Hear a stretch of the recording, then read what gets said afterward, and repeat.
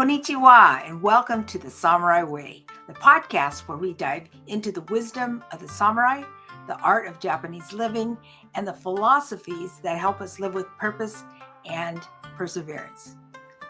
I'm Lori Sagawa, and whether you're here to explore Bushido, the samurai, uncover the meaning of Ikigai, or just looking for a little extra Gambaru, never give up spirit in your daily life, you're in the right place. So grab a cup of tea, get comfortable, and let's walk this path together. Are you ready? Let's begin. Well, good morning, good afternoon, or good evening. Konnichiwa, minasan. Hello, everyone. I am Lori Sagawa, your host of the Samurai Way podcast.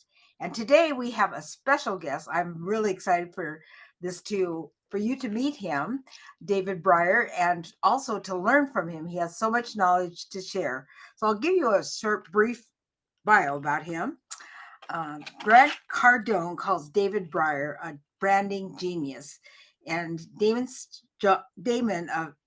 John of Shark Tank calls David is brilliant with branding, and a multi-million-dollar deal maker and New York Times bestseller author of Pitch Anything and Flip the Script. Oren Clough loves the man, and you're going to love him too.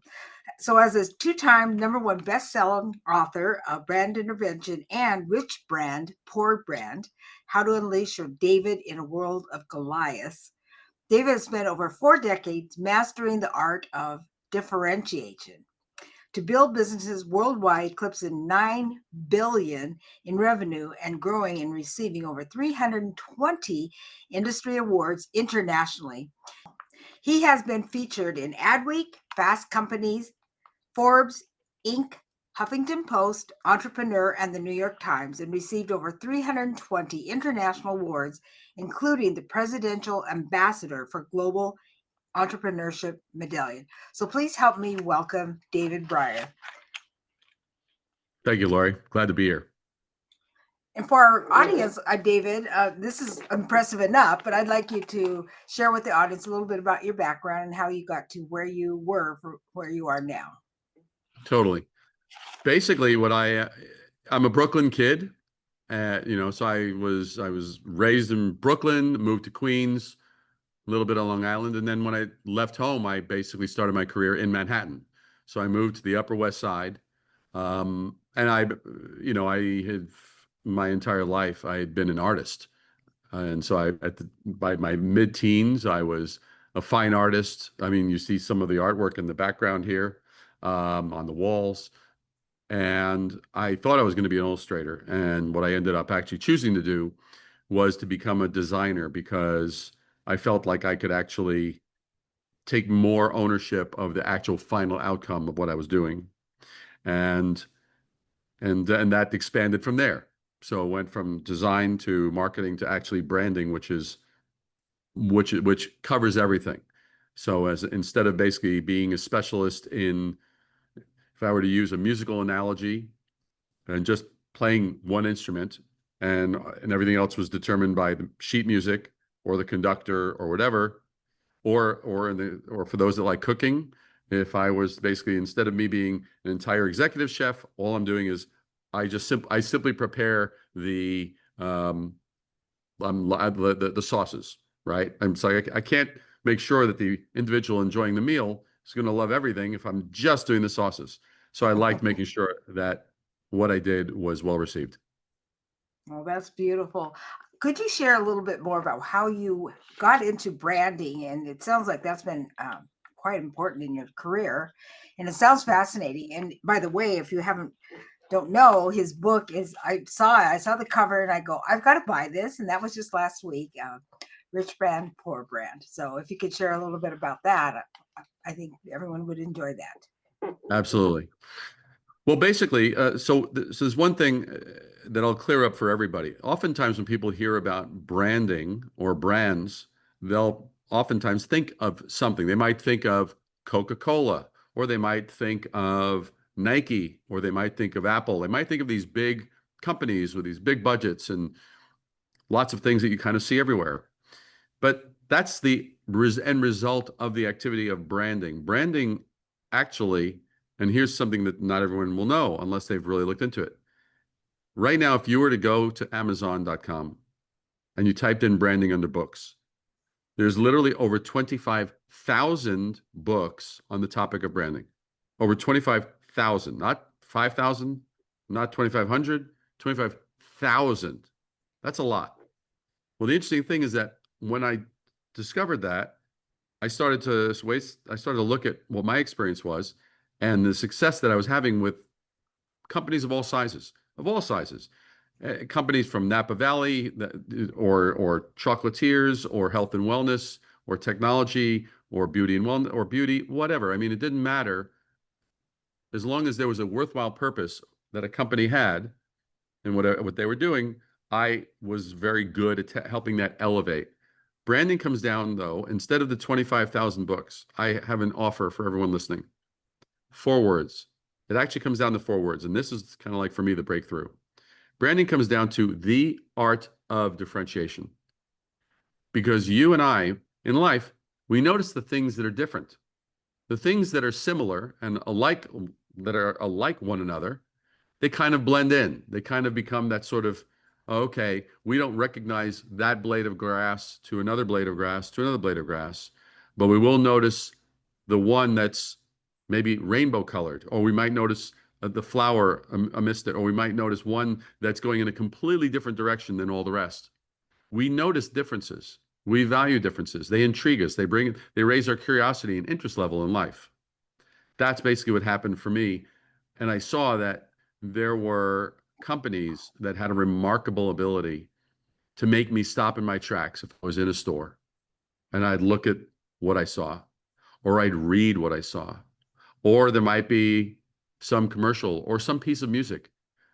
In my life, I always was interested in the things that stood apart, that disrupted the ordinary, the status quo. That was always fascinating to me. And so I kind of started to take note. What was it about those things that made them noticeable, that made them actually engage in an interaction? Because the things that are the same, they don't interact with you or I. The things that are different, all of a sudden we take notice. We start to pay attention to it. That attention becomes an interaction with that thing, that sound, that smell, that sensation. And that's basically what got me into branding. That's beautiful. Well, the principle that I believe that you are most closely aligned with is Kaizen, constant improvement. You can always see, no matter how good something is, it can always be better, and get people's input to make it the best that it can be. And would you like to expound on that a bit, about how you help people with that constant improvement? You could even give like an example. You don't have to give the name, but how you took something and you made it something else and improved it. Yeah. Well, I'll give you a for instance. So there's something that I live by, and it has resulted in incredible growth on the part of the companies that I work with, is that different is better than better. Let that sink in for a second. That different is better than better. When a company or an individual, this applies to an individual, whether they are just representing themselves or they maybe have a company or a service or a product. But if they're presenting something in the world that is to benefit others, well, everyone is often like 95% of the people that are showing up, or companies that are showing up, are saying we're better in some way. We're better than what is already there as an option. Well, my question to anyone doing that is this: why are you playing in the same sandbox that's already been created by rules that were already made by others? Uh-huh. Why not step back and go, are those really the rules that I need to adhere to? Or is there a better conversation that can happen? Because I'm a firm believer that at the end of at the end of our time together, whether you and I are having a 30-minute conversation, or I'm having a 5-minute conversation, or I'm having a 1-minute interaction with somebody, that the time at the end of that period together, that person is somehow better off than when I first ran into them and came across them. So if that's my goal, well, then, it's like I need to basically make it possible for there to be new discoveries, some new awareness, oh wow, I didn't notice this before, or I didn't notice that before. And if that's going to happen, if that realization that there's something better, something more, or something that they're now aware of that they weren't aware of a few minutes ago, I'm helping people come to new conclusions. And what I found is that people don't come to new conclusions with old information. And so, like when someone says to me, well, let me think about that, I'm going to say, why are you going to think about that? Unless you have new information with which to actually think about that, you're not going to be able to like reevaluate and come to a new conclusion. You're just going to kind of regurgitate on the old information. That doesn't advance them, and it doesn't advance me. So the thing is people don't come to new conclusions with old information. So I'm in the business of helping disrupt how things have been going, the plateau, disrupt it to the point of actually elevating it upward so it can rise to a new level of, whoa, we didn't see that before.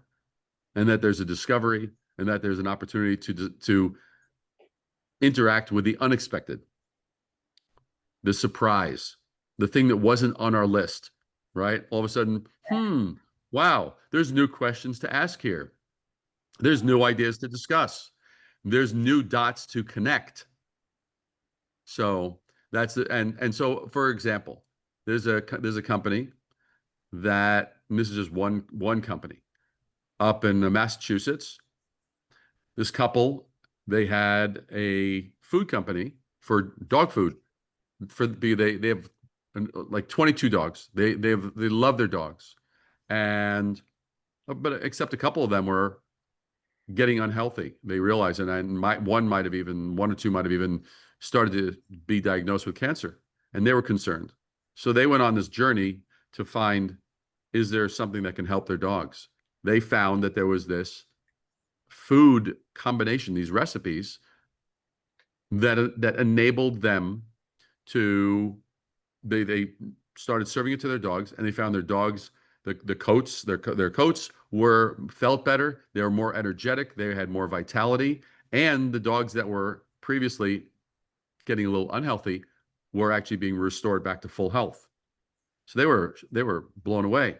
Well, they had this company, and it was called Hillside Farms.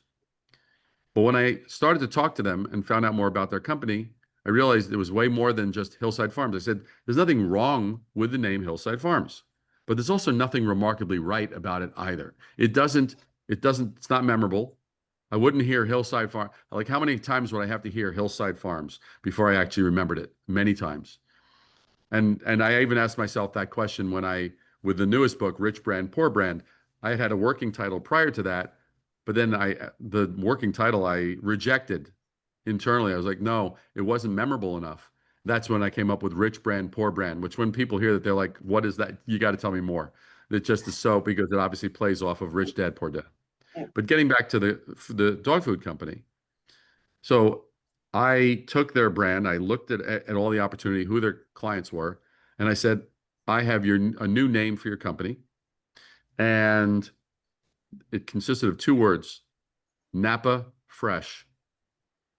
And when people hear Napa Fresh, they immediately were like, wait a second. When you hear Napa Fresh food for dogs, that just sounds like the freshest thing that just, I imagine myself enjoying some wine and cheese overlooking some beautiful rolling hills, right? But that as a point, and then the design amplified it even more. And now they sell what used to take them 3.5 months in terms of business to generate sales. They now achieve in 1 month, in 30 days. That was the result of that transformation. So that's an example, because instead of trying to be, all right, Hillside Farm sounds nice, but it didn't check off all the items to make it remarkable, to make it different, to make it defiant, and to make people ask the question, that sounds amazing, tell me more.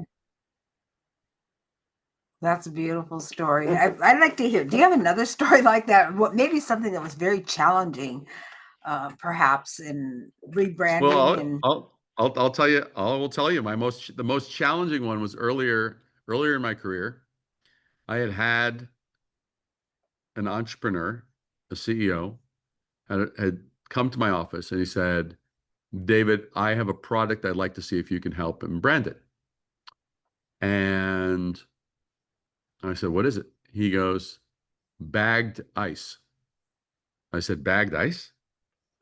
Now I'm thinking to myself, and that's frozen water. That is not terribly. I'm going, how the heck can I actually separate this from what's out there? You got to be kidding me.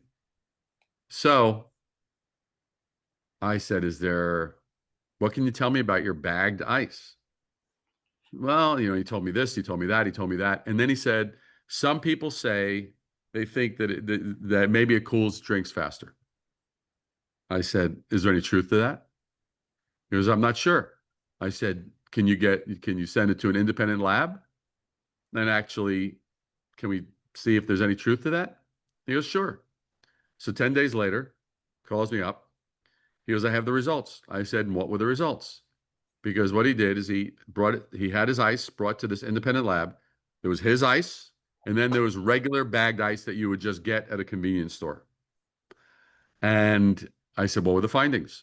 He said, our ice cools 33% faster. I said, excuse me? He goes, it cools 33% faster. I later found out the reason that it cooled 33% faster was because of the shape of his ice actually had Mm, more ice surface exposed. And as a result, your drink would get cooler faster. So I built an entire brand around this. And because of the shape of the ice, it was called Ice Rounds. We called it Ice Rounds. And literally the whole thing was cools 33% faster than traditional ice. And the whole thing was stop waiting for your drinks to get cold, right? It became the number one ice called out by name. People came in and instead of saying, "Do you have bagged ice?" they were like, "Do you have ice rounds?" And it was like so it became a thing. And so that was an example. That was probably one of those moments where I was not certain could I actually be successful in achieving getting this differentiated from what else was out there. wow, that's beautiful. That's Kaizen, that constant improvement because like you say, what's exciting about ice really? But the Yep. fact that it cooled faster, I mean that's selling. That would be people would want that, especially Yeah. right now. It's really very hot here in the Northwest. Yeah, I'm sure. That's right. It's in the That's right. 90s. It's in the Yeah. 90s now, but it's okay. We have air conditioning. Yeah. Um, I just love your stories. I could sit here and listen to them all day long. I don't know if I shared with you, but my first mentor was, she was, let's see, she was Jewish and was born and raised in the Bronx. And that's where Mhm. and she became an international designer and she had a profound um, effect on my life and the way I think. And she helped me to realize how Japanese I was because at that time in my early 20s, I just kind of put it aside because it was a painful part of my life. But she instilled in me a love for Japan and encouraged me to go to Japan. That was way back in the 80s. And since then, I've gone probably 15 times. I just keep returning there. We're going again in November. I'm so excited. I'm so happy when I'm there. I love it. I love Japan. Mhm. So, um, also ask my guests if you want to share. Do you have dreams? Do you have a big plan for your future? What do you want to leave as your legacy? Anything of that for our audience? Um, I mean, books for me are a way of sharing that legacy. And you having seen the book, you see they're designed in a very non-traditional way. Yes. The type is big. There are quotes in there. There's art in there. To me, I want to immerse people in the world. So I like to inspire people to realize that they're not stuck in what they've done up till now. They're able to pivot. If they're going to continue doing that, I want them to continue doing that knowingly if they're going to, or if they're going to say, do I want to make a pivot? Do I want to possibly elevate how I'm doing what I'm doing? My whole game is about the betterment of others and leaving that as an example for others, doing it joyously, doing it unseriously, having a very, very good time while doing it, and that all of that fun and joy does not mean that it's at the expense of being prosperous, at the expense of being profitable, at the expense of being affluent. All of those things go together. They're not on opposite sides of the spectrum. They can be, but at the same time, they don't have to be. So I like independent thinking. I like to inspire others to have that independence of thought. I oftentimes will tell people, you don't need a brand. Your brand needs you. Hmm. And because that's what it comes down to, is that what we do in life is a reflection of who we are. It doesn't define who we are. Our activities don't define us. We define our activities. The things that we choose to do in life, those are a reflection of who we are. I never ever want people to lose sight of the point of emanation that is themselves. That's the legacy that I like to bring about, and I enjoy doing it. It's immense fun to me, and I just hope that every one of those bits of output that I continue to create help contribute to that expanding notion, that little hunch, that scratch, that itch that people want to scratch, so they go, can I be better? Can I do more? Can I elevate my game? Can I shrink less and expand more in life? Well, that's beautiful. I really love that. And you've been such an inspiration to me. I've just almost finished with the book, and I want to thank you. It is fun, and especially for creative people. It's just every page you open is like a treasure trove, and different quotes and thoughts. And just want to commend you. Thank you so much for bringing that to the world, David. And I really want to thank you for being here, being the guest of the Samurai Way podcast.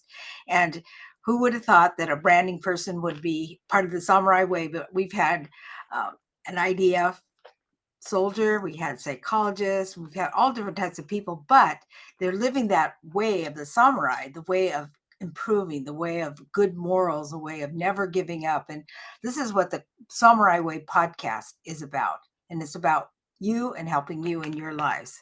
So with that, I want to, unless you have anything else to say, we'll say that this is a wrap. But is there anything else you wanted to say, David? For if what I've said, if it strikes a chord with those who are listening and they want to know more, they're certainly welcome to visit risingabovethenoise.com, RISING, risingabovethenoise.com, where they can see, they can read, there's a lot of as you said, I mean, there's no shortage. We could probably talk for 8 hours and not even scratch the surface. So if this intrigues people, they're more than invited to come on over and discover. Well, thank you so much. So for today's episode, I want to thank you all for listening and being part of the Samurai Way podcast. And so we'll call this one a wrap. Bye-bye. Great. Mata ne. Thank you.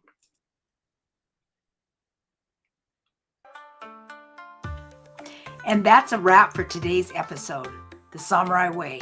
I hope you found a little inspiration, a new perspective, or just something to reflect upon as you go about your day. Now remember, the samurai spirit isn't just about history. It's about how you show up, face challenges, and live with purpose. Whether it's Ikigai guiding your path or a little extra Ganbaru pushing you forward, keep walking strong. If you enjoyed this episode, be sure to subscribe, share, or leave a review. It really helps. And if you've got some thoughts, questions, or you just want to connect, just contact me. So until next time, stay focused, stay determined, and keep living with purpose. Mata ne.